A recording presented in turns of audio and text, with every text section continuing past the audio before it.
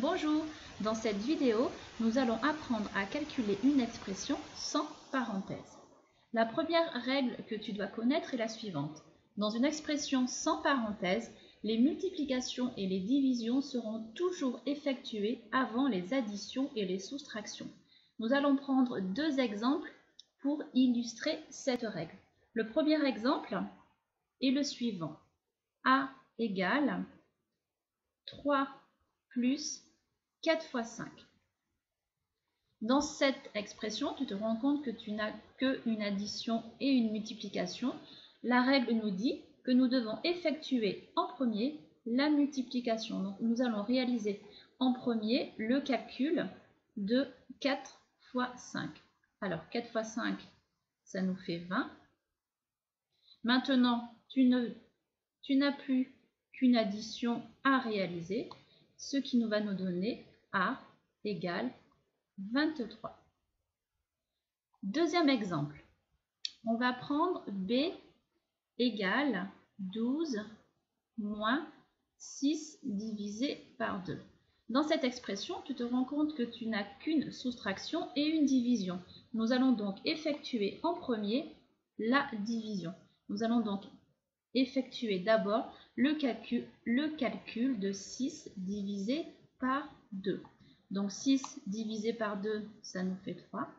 L'opération que tu dois faire ensuite, c'est tout simplement 12 moins 3. Et le résultat de 12 moins 3, cela nous donne 9.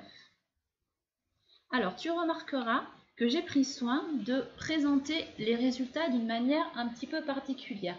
Il faudra toujours écrire les calculs les uns en dessous des autres. Donc pareil pour B. Et il faudra également prendre soin de recopier systématiquement A égale.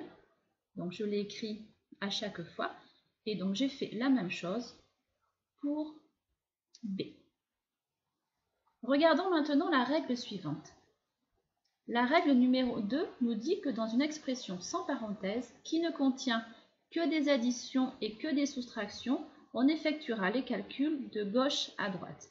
Dans cet exemple-là, nous n'allons faire qu'une seule application, tout simplement parce que c'est des choses que nous avons déjà vues l'an passé.